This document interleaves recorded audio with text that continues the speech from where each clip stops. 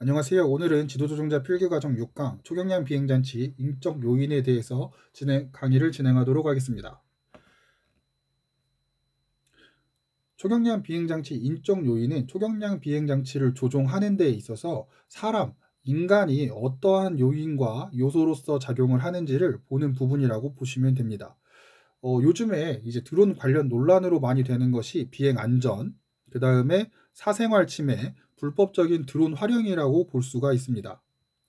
이런 불법적인 이제 드론 활용에 대해서 사람들이 어떻게 영향을 미칠 수 있는지를 좀 볼 수 있죠. 그리고 이제 드론 관련 사고로 보았을 때 2009년 전북 임실에서 발생한 무인 헬리콥터 사건. 여기에 보시면은 원인이 조종자를 향한 기체 후진 비행 제어를 하지 못하였다. 그리고 2017년 7월에도 부적절한 귀환 조작 및 비정상 상황에 대한 조치가 미흡했다. 2015년 7월에 경남 합천에서 발생한 사건도 사고 직전 부조종자, 그러니까 이게 쉽게 말을 하면 이제 농사를 지을 때에 이제 방제사가 있고 부조종사가 있어요. 그럼 부조종사의 역할은 뭐냐면 이제 방제사가 드론을 밀면은 쭉 밀다 보면 여 끝에 라인까지는 잘 안 보이거든요. 그러니까 옆에 있는 이제 부조종사가 그거를 보면서 드론이 지금 끝에 몇 미터까지 왔는지를 이제 알려주는 역할을 하는 거예요. 그런데 이 부조종사가 당시에 거기에 있던 그 다른 분하고 이제 그 통신을 하는 바람에 이거를 미처 늦게 발견을 한 거죠. 그래서 늦게 발견을 하다 보니까 이제 급하게 정지를 외쳤는데 이게 딱 바로 정지가 되는 게 아니라 이 정지를 했어도 자동차가 이제 정지를 했어도 제동거리가 발생하는 것처럼 여기도 마찬가지로 이렇게 정지거리라고 하는 이 제동거리가 발생을 하면서 이제 여기에 있던 트럭을 박아버린 거예요. 이 사건이 바로 2015년 7월에 일어났던 사건인데 여기서도 마찬가지로 이 부조종사가 이거를 제대로 확인을 하고 멈춰줬어야 되는데 이제 통신에 문제가 있었죠. 의사소통에 오류가 발생을 하면서 이제 이런 사고가 발생하게 됐습니다. 그래서 이런 부분들 때문에 인적 요인이 사람에게 굉장히 그 사건 사고에 영향을 괜히 많이 미친다는 걸 우리가 알 수 있게 된 거죠. 그래서 이렇게 비교를 해보시면은 관련 사고 통계를 내보니까 이스라엘에서 이제 이스라엘 A사의 무인 항공기 사고 통계 내역에 따르면 비행 조종 계통으로 28%, 추진 계통 24%, 인적 에러로 22%예요. 그래서 인적 오류가 약 22%를 차지한다는 것은 상대적으로 굉장히 높은 비율인 거죠. 그리고 타 산업 분야에서도 인적 에러에 의한 사고율을 보니까 80에서 90% 정도가 인적 오류로 발생한다는 거예요. 그리고 그 중에 주의 집중을 부재하거나 점검사항 누락하거나 세티캅 입력을 실수한다든지 이 조종자 실수 측면이 중에서도 단순 인적 오류가 28.75%였다는 거죠. 말이 잘 안 나오네요. 28.75%였다는 거죠. 그리고 이런 거 외에도 인적 오류가 또 어디에서 발생을 할 수 있냐면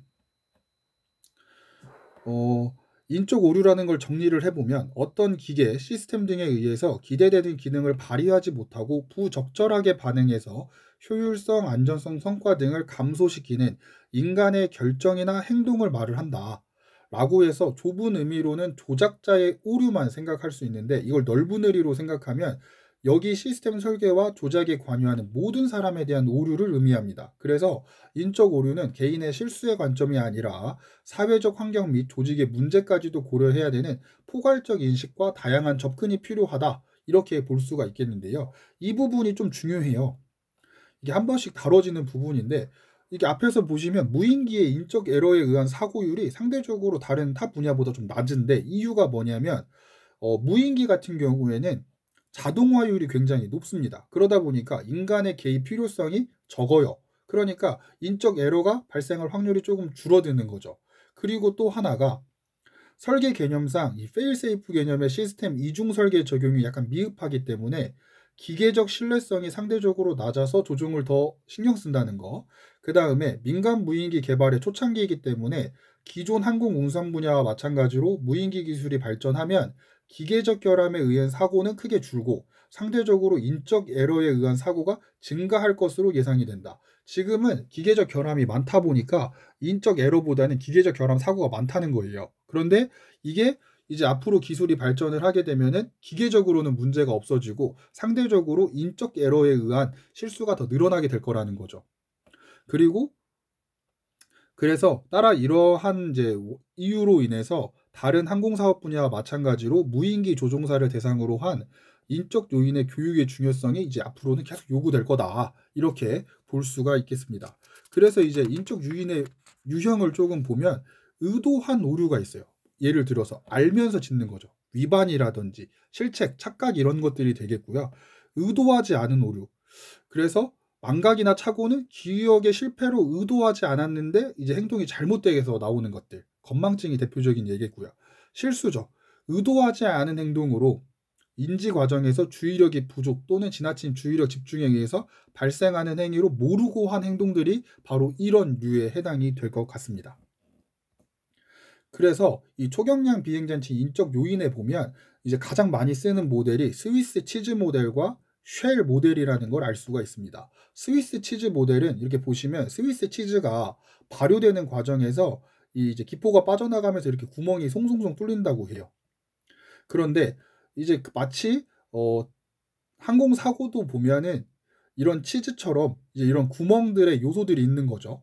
이런 구멍들에 이제 그 안전 관련된 요소들이 있는데 이게 어느 날 이 결함들이 동시에 나타날 때가 있는 거예요. 그때 이제 발생하는 것이 사고가 되는 거죠. 그래서 잠재되어 있는 요소들이 하나로 연결되어 사고의 원인으로 작용한다는 이론이 바로 스위스 치즈 모델입니다. 그리고 많이 언급되는 모델이 쉘 모델이라고 하는 건데요. 이 쉘이라고 하는 것은 원래는 SHEL 이렇게 네 가지 요소로만 있던 이론이었는데 이걸 호키스라고 하는 기장 출신의 학자가 여기에다가 L이라고 하는 거를 더 추가를 해서 이렇게 지금의 쉘 모델이 된 겁니다. 그래서 인간과 소프트웨어의 관계, 인간과 하드웨어, 인간과 환경, 인간과 인간의 관계로 인해서 사고가 발생할 수 있다라는 것을 이제 이렇게 볼 수가 있는 거죠.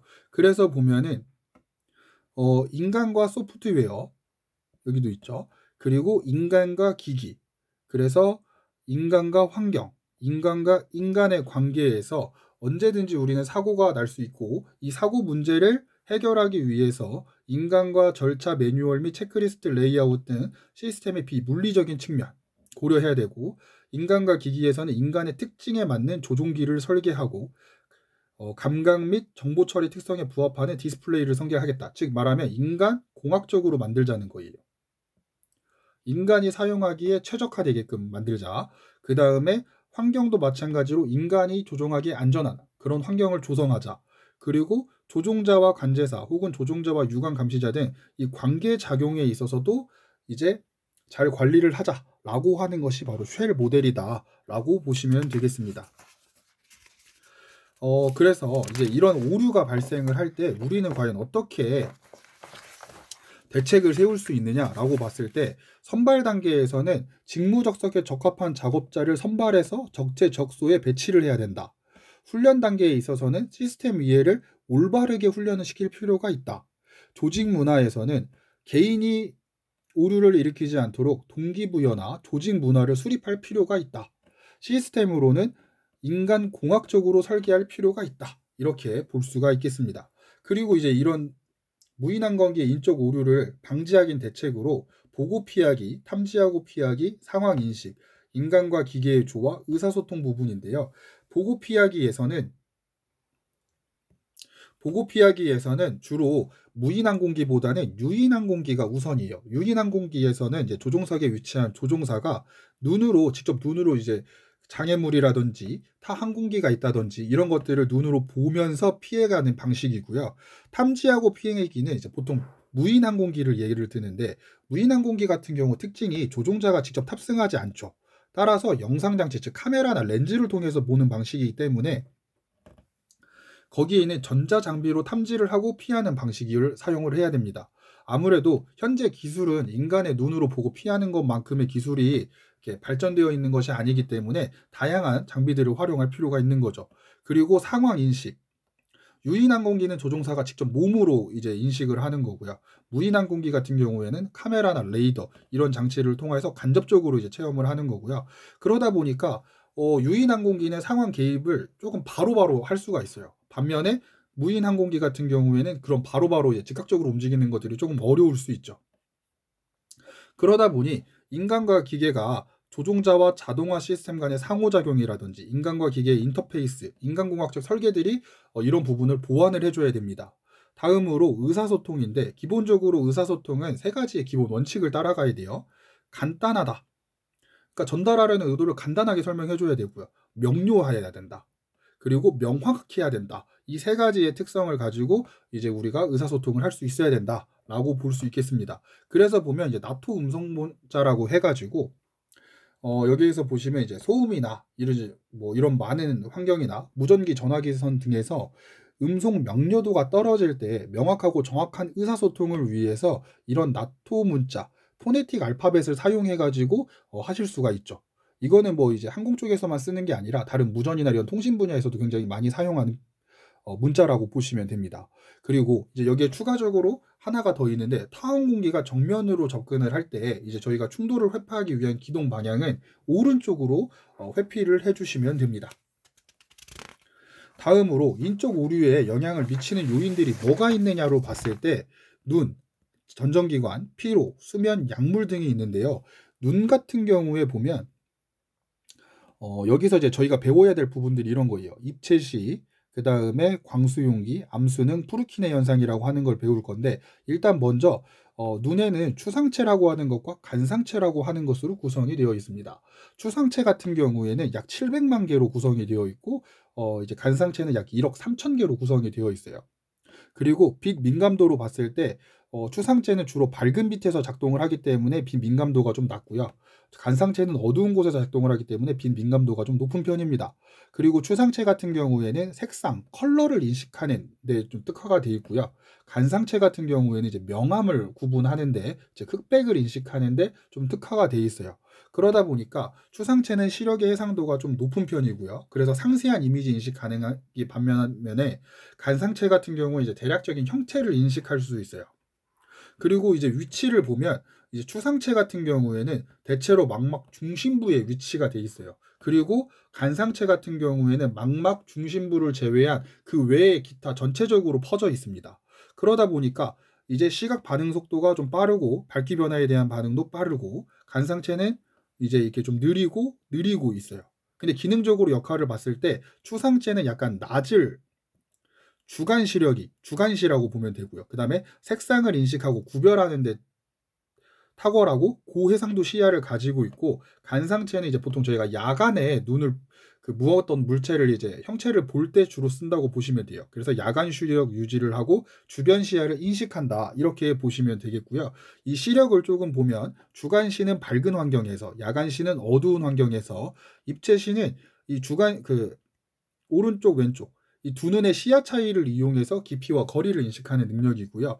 이중시라고 하는 것은 이제 쉽게 말하면 두 가지로 보면 되는데 하나는 추상체와 간상체의 기능을 분화시키고 있다라고 보시면 되고 또 다른 거 하나는 두 눈이 올바르게 상을 합치지 못할 때 발생하는 겹친 상이 나타나는 현상을 이중시라고 표현할 수 있습니다. 그래서 기본적으로는 추상체와 간상체의 기능을 분화시킨다 이렇게 보시면 되고 이제 이거를 좀 안 좋게 보시면은 이제 이런 부분들이 나타난다 이렇게 보시면 되겠어요. 그래서 특성을 보면 주간시는 이제 보통 밝은 환경, 낮이라든지 실내 조명에서 사용이 되죠. 그리고 주간시에는 주로 추상체가 있어요. 이 추상체를 이제 저희가 세포로 봤을 때에는 원추세포라고 보시면 되고요. 그 다음에 간상체는 이제 간상세포라고 보시면 되는데 이 추상체 같은 경우에는 제가 즉 주간시죠. 주간시 같은 경우에는 색상 구별이 가능해요. 그리고 해상도 높고 아까 전에 이제 다 말씀드렸던 건데 단한도 가능하고 양한도 모두 가능하고요. 야간시 같은 경우에는 이제 간상체인데 간상체는 명암을 구별하는데 흑백을 구별하는데 특화가 돼 있어요. 그러다 보니까 해상도는 좀 낮고 색상 인식 불가능하고 야간에 인식하고 주변 시야를 인식해서 둘 다 두 눈 사용 모두 가능하고요. 입체시는 이제 두 눈을 다 활용을 하는 건데 그러다 보니까 모든 조명 환경에서 사용 가능하고 추상체, 간상체 둘 다 쓰고요. 그리고 색상 구별은 주간시로 그 다음에 해상도는 높죠. 그리고 깊이 인식과 거리 감지를 두 눈을 활용해서 다 쓰는 거기 때문에 상대적으로 두 눈이 조화됐을 때 더 효율적이다. 이중시 같은 경우에는 이제 추상체와 간상체를 기능을 분화하죠. 그 분리한다고 보시면 되죠. 그래서 실제로는 이제 양안을 다 쓰긴 하지만은 약간 겹친상이거나 흐릿하거나 이런 부분을 저희가 볼 수가 있습니다. 다음으로 이제 암수능이라고 하는 건데, 이 암수능이라고 하는 개념은 어떤 개념이냐면, 눈이 밝은 환경에서 어두운 환경으로 변화를 했을 때 그 빛에 대한 민감도를 높여가지고 어두운 곳에서도 사물을 인식할 수 있도록 하는 과정이 바로 암수능인데, 주로 간상체가 역할을 해요. 추상체 같은 경우에는 이제 그 색상을 인식하는 기능이 좀 탁월한 거고, 간삭체가 이제 야간에서 야간시로 명암을 구분하고 흑백 구분하는 데 특화가 돼 있어요. 그래서 간상체가 조금 더 이런 데 쓴다. 그리고 이제 여기 보면 암점이라고 있는데, 이 암점은 어떤 거냐면, 어두운 환경에서 간상체가 작동하는 동안에는 중심 시야에 생기는 시각적 맹점인데, 이 중심 시야에는 간상체가 별로 없고 추상체가 주로 구성이 되어 있어요. 근데 이 추상체 같은 경우에는 주로 낮에 활용하는 시야이거든요. 그러다 보니까 자연스럽게 야간에는 중심 시야에서는 물체를 잘 보지 못하는 현상이 발생하는데, 이 현상을 저희가 바로 뭐라고 하냐면 야간시 암점이라고 말을 합니다. 그러면 이걸 이제 회피하려면 어떻게 해야 되냐면, 추상체보다는 간상체가 있는 부분으로 주변을 둘러보는 방식. 그래서 뭐 주변 시법이라든지 뭐 7도에서 15도 정도 약간 흘겨본다든지 안구를 계속 조금씩 움직여가지고 추상체보다는 간상체가 인식하게 하는 방식을 주로 쓴다. 이렇게 보시면 되겠습니다. 그리고 아래쪽은 이제 동공수능과 망막수능에 대해서 다루는 부분인데요. 한번 가볍게 읽어보시면 좋을 것 같아요. 그리고 이제 프루키네 현상이라고 하는 것은 어떤 현상이냐면, 이제 눈에는 두 가지 수용처인 추상체와 간상체가 있는데, 이 간상체가 작용 차이가 좀 다르게 발생을 하죠.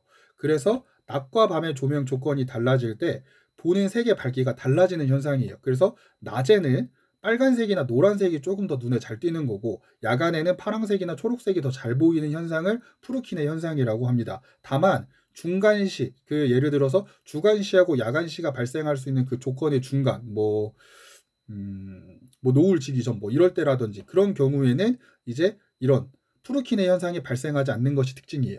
그리고 맹점이라고 하는 것은 이제 양안, 그러니까 오른쪽 왼쪽 눈에 다 있는 건데, 시각신경을 이루는 신경 섬유들이 망막에서 한 곳으로 모이는 곳, 즉 붉거나 흰 원반처럼 보이고, 이 시각세포가 없어서 빛에 대한 반응이 없기 때문에 이제 안 보이는 현상, 안 보이는 지점을 맹점이라고 해요. 근데 이 두 맹점의 위치가 서로 달라요. 그래서 두 눈이 동시에 시각 정보를 수집하고 뇌에서 이를 통합해서 시각적 인식을 수행하기 때문에 양안을 다 활용할 때에는 맹점이 나타나지 않는다라는 것이 특징입니다. 다음으로 이제 전정기관이라고 하는 건데, 전정기관은 그 귀 내부에 있는 장치로 균형과 자세 감각을 유지하는 데 중요한 역할을 해요. 그리고 이 전정과 방고리관으로 구분을 했을 때, 전정은 직선 가속도를 감지하거나 젤리 같은 물질로 덮여 있어서 머리의 움직임에 따라 물질이 이동함에 따라서 유모세포를 자극하는 역할을 하고요.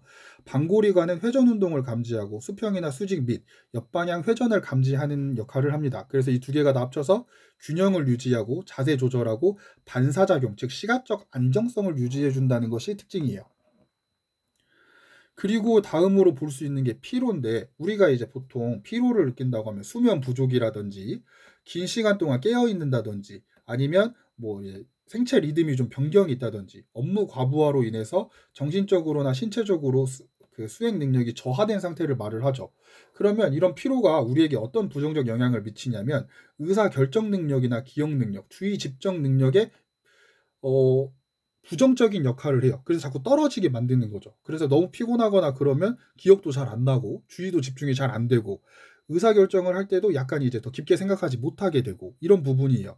그래서 이 피로가 하면 이제 증상이 어떻게 나타나냐면, 창백한 안색, 시야가 어두워지고 기운이 없고 동작이 느려지고 주의가 산만하고 집중이 안 되고 무기력한 영상들이 벌어지는 거죠. 그래서 이제 피로를 분류를 했을 때에는 급성 피로, 딱 그 시간에 일시적으로 발생하는 피로나, 아니면 이제 계속 지속적으로 나타나는 이제 피로가 만성 피로인데, 이 만성 피로는 사람에게 있어서 굉장히 위험하다, 이렇게 볼 수가 있습니다. 그리고 피로 유발 요인을 봤을 때 업무 관련 요인과 업무 외 요인은 한번 비교를 해서 좀 살짝 읽어보시면 좋을 것 같아요.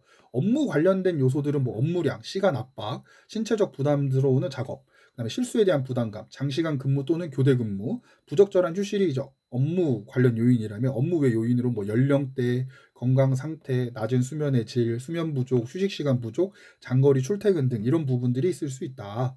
보시면 되겠고요. 그 다음에 수면은 굉장히 우리에게 굉장히 중요한 요소입니다. 보통 이제 평균적으로 수면은 8시간 이상 정도 수면을 취하셔야 된다고 하죠. 그런데 이런 충분한 수면을 이제 누리지 못하시거나 아니면 높은 질의 수면을 취하지 못하게 되면 굉장히 저희는 피로할 수 있어요. 그래서 수면 손실 효과를 보면 경계에 대한 효과로 해서 경계심이 저하돼서 자극에 대한 반응 시간이 느려지고 주의력이 감소하고 주의력 상실, 외부 자극 반응에 대해서 실패하고 인지적 처리하는 것이 지연되고 과제 지속 시간에 대한 민고도, 즉 과업 수행 시간이 길어지면 길어질수록 수행 저하 효과가 발생을 하는 것들이죠. 이게 바로 이제 수면이 제가 효율적으로 취하지 못함에 나타나는 발생이에요. 그리고 효율적인 수면을 하려면 규칙적인 습관, 카페인 및 음주를 지양이라는 말이 있고 지향이라는 말이 있죠. 다 아시겠지만 지향은 이걸 계속 추구하는 거예요. 계속 하래. 지양은 하지 마라. 이렇게 구분하시면 되겠죠. 그리고 디지털 디톡스, 그렇죠. 이제 뭐 스마트폰이라든지 이제 이런 것들을 이제 좀 끊어 주셔야 되고 햇빛도 좀 충분히 쬐셔야 되고 운동도 좀 적당히 해 주셔야 되고 이런 부분들로 보겠습니다. 그리고 이제 수면을 따졌을 때 렘 수면과 비렘 수면으로 볼 수가 있는데 여기 부분도 한번 쭉 체크를 해 주시면 좋겠어요. 자, 마지막으로 약물인데요. 약물은 정말 조심해야 되죠. 그래서 이 약물은 기본적으로 환각성이라던가 이런 물질들은 불법입니다. 그래서 잘 체크를 해주시고요. 부작용으로 인해서 조종자에게 부정적인 영향을 줄 수 있는데 뭐 여기 보시면 진정제, 신경안정제, 일부 진통제, 기침억제제, 근육이완제, 지사제, 멀미방지약은 판단력을 흐리게 하거나 각성상태를 저하하게 하고 신체 조정 능력을 감소하고 시각에 이상을 주고요. 진통제, 항생제, 항히스타민제, 소염제, 각성제는 뭐 인간의 능력에 직감정적으로 영향을 미치는데 예를 들어서 처방전 없이 그냥 약국에서 구매가 가능한 아이들은 적절한 용량만 사용하면은 크게 제한이 없어요. 대신에 이거를 은행에서 은행이 아니라 병원에서 처방전으로 해서 구매를 해서 받는 진통제 같은 경우에는 이게 심해지면 어지러움, 그다음에 정신착란, 두통, 시각장애에 굉장히 장애를 줄 수 있다. 그래서 조심하셔야 된다. 그리고 암피타민계 약물이나 카페인, 니코틴 같은 경우는 식욕 억제하고 피로 감소하고 자신감을 상승시키는 장점이 있으나 이게 사용 기간이 길어지게 되면 불안증이나 감정 기복이 심해진다는 단점이 있고요. 마지막으로 일부 향균제는 이제 항생제랑 약간 비슷한데 항균제예요. 항생제와 항균제는 약간 비슷한데 미생물을 죽이거나 성장을 억제하는 것을 항균제라고 해요. 그런데 여기에서 세균성 질환을 치료하기 위한 것을 항생제라고 보면 됩니다. 그래서 항균제나 항생제를 쓰게 되면 균형 감각이 저하되거나 청력이 저하되거나 구역질 및 구토가 발생할 수 있는 부작용이 있습니다. 그래서 이런 부분들이 사람의 오류에 영향을 미칠 수 있는 요소다라는 것을 기억해 주시고 이 부분들을 체크해 주시면 좋겠습니다. 그럼 여기까지 6강 마치도록 하겠습니다. 감사합니다.